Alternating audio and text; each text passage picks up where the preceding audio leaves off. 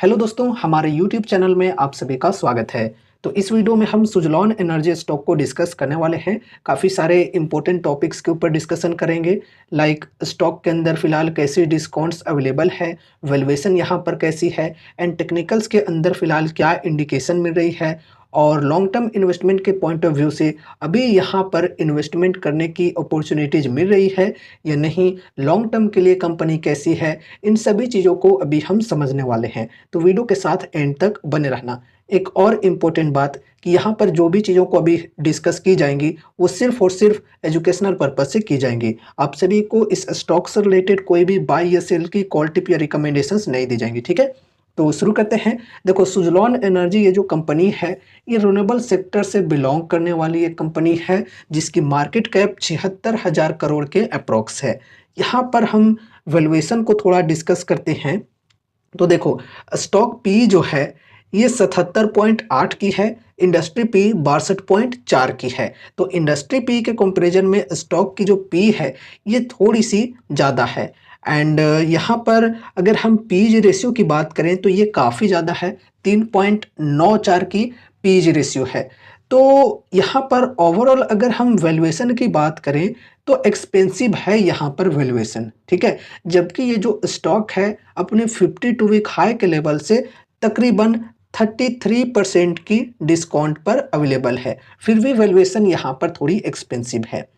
अब यहाँ पर बाकी हम फंडामेंटल रेशियोज की बात करें तो सब कुछ लगभग ठीक ठाक है। मार्केट कैप 76,719 करोड़ की है, आरओसी 24.9%, आरओई 28.8% जो कि काफ़ी बढ़िया है।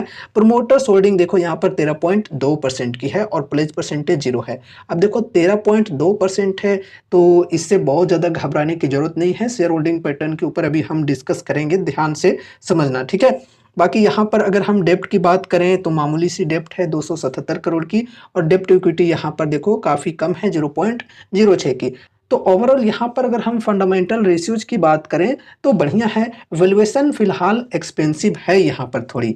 अब यहाँ पर हम अगर compounded sales growth and profit growth की बात करें तो देखो, पहले ये जो कंपनी है इसकी स्थिति बहुत ही खराब हुआ करती थी, और यहाँ पर देख सकते हो आप लोग पास्ट 10 ईयर्स में कंपाउंडेड सेल्स ग्रोथ -11% की रही है, एंड प्रॉफिट ग्रोथ 8% की, एंड पास्ट 5 ईयर्स में सेल्स ग्रोथ 5% की, प्रॉफिट ग्रोथ 20% की। मतलब हमें क्या समझने को मिल रहा है कि सेल्स कंपनी की पहले कुछ खास नहीं थी, लेकिन प्रॉफिट्स ठीक तरीके से बन रहे हैं। सेल्स यहाँ पर माइनस में हुई थी, लेकिन फिर भी प्रॉफिट जो है ये सिंगल डिजिट में हुई और प्लस में हुई, ये अच्छी बात है।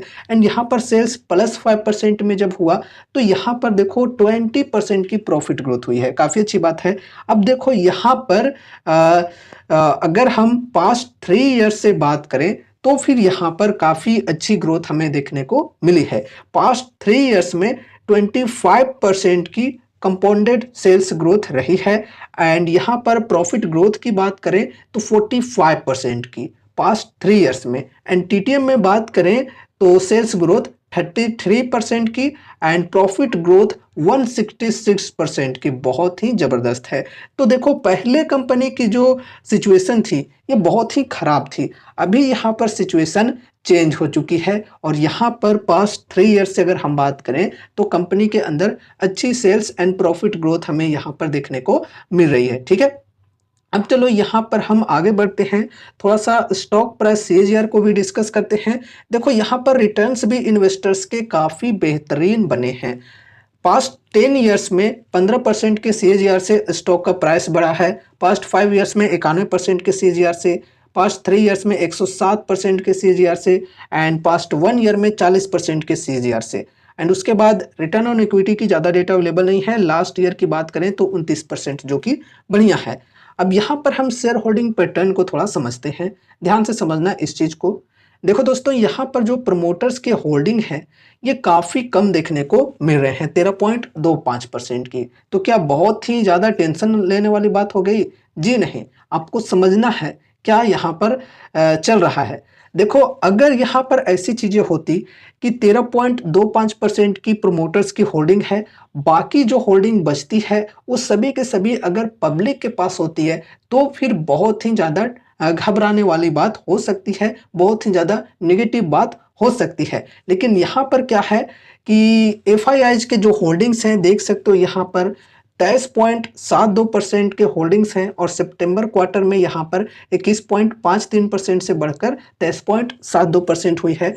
एंड डीआईएच की बात करें तो 9.02% की होल्डिंग है और सितंबर क्वार्टर में यहाँ पर थोड़ी सी होल्डिंग डीआईएच के द्वारा ट्रिम हुए हैं, 9.16% से घटकर 9.02% हो चुकी है। लेकिन फिर भी यहाँ पर ओवरऑल अगर हम ये इंस्टीट्यूशंस की बात करें तो इनके होल्डिंग्स अच्छे खासे यहाँ पर देखने को मिल रहे हैं। बाकी यहाँ पर बचता है पब्लिक, तो पब्लिक के द्वारा यहाँ पर सेलिंग हुई है, ठीक है। सितंबर क्वार्टर में 56% से होल्डिंग घटकर 54% पर आ चुकी है। अब देखो गाइज, समझने वाली बात यहाँ पर ये है कि 54% जो होल्डिंग है पब्लिक की, ये काफी ज्यादा है, नो डाउट काफी ज्यादा है। तो क्या यहाँ पर ये बहुत ही नेगेटिव बात हो गई? जी नहीं। पब्लिक के अंदर जो बड़े बड़े एंटिटीज होते हैं वो भी इंक्लूड होते हैं। तो यहाँ पर अगर हम शेयर होल्डिंग पैटर्न के अंदर पब्लिक में बात करें तो पब्लिक में कुछ बड़े बड़े एंटिटीज भी हैं, साथ ही साथ कुछ बड़े बड़े जो इन्वेस्टर्स होते हैं वो भी यहाँ पर हैं। लाइक जो एक फेमस इन्वेस्टर हैं मुकुल महावीर अग्रवाल, वो भी यहाँ पर इन्वेस्टेड हैं। देखो, मैं वो मुकुल अग्रवाल यूट्यूबर की बात नहीं कर रहा हूँ, एक इन्वेस्टर हैं, जाने माने नाम है मुकुल महावीर अग्रवाल, उनकी होल्डिंग है यहाँ पर, ये मैं कह रहा हूँ, ठीक है। तो पब्लिक की जो होल्डिंग है 54% की फिलहाल है, इसके अंदर बड़े बड़े जो एंटिटीज हैं और साथ ही साथ जो बड़े इन्वेस्टर्स हैं वो भी इंक्लूडेड हैं और साथ ही साथ मैं और आप जैसे भी इन्वेस्टर्स यहाँ पर इंक्लूड हैं, ठीक है। देखो यार, मैं फिर से कहना चाहूँगा, पहले कंपनी की जो सिचुएशन थी ये बहुत ही खराब थी। अभी यहाँ पर सिचुएशन सुधरते हुए हमें देखने को मिल रहे हैं और इन्वेस्टर्स के रिटर्न्स भी बहुत ही शानदार बने हैं पिछले 1-2 सालों में, ठीक है। अब यहाँ पर हम टेक्निकल्स को थोड़ा डिस्कस करते हैं। देखो, यहाँ पर चार्ट के अंदर अभी हमें क्या सिग्नल मिल रही है? अभी देखो, यहाँ पर ये जो स्टॉक है ये डाउन साइड में ही है, ठीक है। यहाँ पर रिकवरी की सिग्नल अभी नहीं मिली है कि नहीं? यहाँ पर देखो, डिस्काउंट की अगर हम बात करें तो 52 वीक हाई के लेवल से करेंट प्राइस तक की बात करें तो तकरीबन 33% की डिस्काउंट पर स्टॉक अवेलेबल है। एंड यहाँ पर सपोर्ट के लेवल से अगर हम बात करें जो कि है 53 रुपए की, तो सपोर्ट के लेवल से देखा जाए तो तकरीबन 37% की डिस्काउंट यहाँ पर मिलती है और इस प्राइस पर स्टॉक आई भी थी, ठीक है। आज भी इस प्राइस पर थी और कल भी इस प्राइस पर स्टॉक थी। और यहाँ पर अगर हम मार्जिन ऑफ सेफ्टी के हिसाब से बात करें तो डिस्काउंट बढ़िया मिल रही है फर्स्ट एसआईपी करने के लिए, बल्क में बाइंग के लिए बिल्कुल भी नहीं। अगर आपको ये स्टॉक पसंद है और विजन है लॉन्ग टर्म का तो फिर यहाँ पर आप एसआईपी की शुरुआत कर सकते हो, ठीक है। ऐसा ना हो कि अगर आपको इस स्टॉक के अंदर 1 लाख लगाना है तो आपने अभी ही सारा का सारा अमाउंट यहाँ पर लगा दिया, तो इस गलती को करने से बचना है। आप इस प्रकार की अपनी स्ट्रेटेजी बना सकते हो कि एक बार में 10% या फिर 15% इन्वेस्ट करेंगे, फिर गिरावटें कंटिन्यू रहती है तो हर 5 से 10% की डिप पर एड ऑन करके चल सकते हैं। 10% की जो अमाउंट है वो लगाते जाएंगे, ठीक है। इस प्रकार से एसआईपीज के साथ इन्वेस्टमेंट करके चल सकते हो। बल्क में बाइंग अगर आप लोग करोगे अभी के प्राइस पे तो काफ़ी रिस्की हो सकता है, ठीक है। अब देखो, यहाँ पर अगर तेजी आती है, आज तो ऐसे बढ़िया तेजी रही है 5% की, सपोर्ट के लेवल से अच्छी बाइंग हुई है स्टॉक के अंदर, ठीक है। तो देखो, अगर तेजी कंटिन्यू रहती है तो नेक्स्ट यहाँ पर रेजिस्टेंस की लेवल होगी हमारी ये, ठीक है।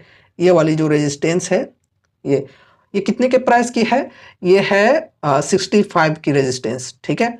एंड उसके बाद यहाँ पर सपोर्ट की बात की जाए तो सपोर्ट की लेवल है यहाँ पर, फर्स्ट ऑफ ऑल तो ये है 53 एंड उसके बाद यहाँ पर 50 की सपोर्ट है, फिर यहाँ पर 45 की भी सपोर्ट है, ठीक है। तो ये सपोर्ट एंड रेजिस्टेंस के लेवल्स को ध्यान में रखकर चलना है। बाकी दोस्तों देखो, ये जो कंपनी है ये very high risky very high rewarding type की कंपनी है, तो इसलिए सोच समझकर लिमिटेड वेटेज के साथ ही चलना चाहिए। एंड देखो, रिन्यूएबल सेक्टर से बिलोंग करने वाली कंपनी है तो एक बार जरूर से इनके पीयर्स के साथ आपको कंपैरिजन कर लेना चाहिए। लाइक इनके पीयर्स में आप केपीआई ग्रीन एनर्जी के साथ कंपेयर कर सकते हो, साथ ही साथ वारी रिन्यूएबल्स के साथ भी कंपेयर कर सकते हो, ठीक है। पर्सनली अगर मैं अपनी बताऊं तो मैं यहाँ पर इन्वेस्टेड नहीं हूँ, क्योंकि इससे ज़्यादा बेटर मुझे केपीआई ग्रीन एनर्जी समझ में आता है। ठीक है, और केपीआई ग्रीन एनर्जी के अंदर ही मैं इन्वेस्टेड हूँ। अब देखो ऐसा नहीं है कि मैं यहाँ पर इन्वेस्टेड हूँ तो ये स्टॉक बेकार हो गई, बिल्कुल नहीं, ये भी कंपनी बढ़िया है, ठीक है, ये भी लॉन्ग टर्म में बढ़िया ग्रो कर सकती है। पहले स्थिति खराब थी लेकिन अब यहाँ पर स्थिति सुधर रही है, तो आगे चलकर और भी ज़्यादा सुधरते हुए देखने को मिल सकते हैं और इन्वेस्टर्स को भी यहाँ पर बढ़िया रिटर्न्स मिल सकते हैं, ठीक है। तो यहाँ पर अगर आपको इंटरेस्ट है और विजन है लॉन्ग टर्म का, तो कैसे डिस्काउंट्स वगैरह यहाँ पर फिलहाल मिल रहे हैं और कैसे इन्वेस्टमेंट कर सकते हो, क्या स्ट्रेटेजी आपकी हो सकती है, यहाँ पर सभी चीज़ों को डिस्कस कर लिया है हमने। तो उम्मीद है कि इस वीडियो के माध्यम से आपको कुछ यूजफुल इन्फॉर्मेशंस मिलेंगे। तो वीडियो को लाइक करके चैनल को सब्सक्राइब कर देना और मिलते हैं अगले नए वीडियोज़ के साथ। तब तक के लिए बाय बाय।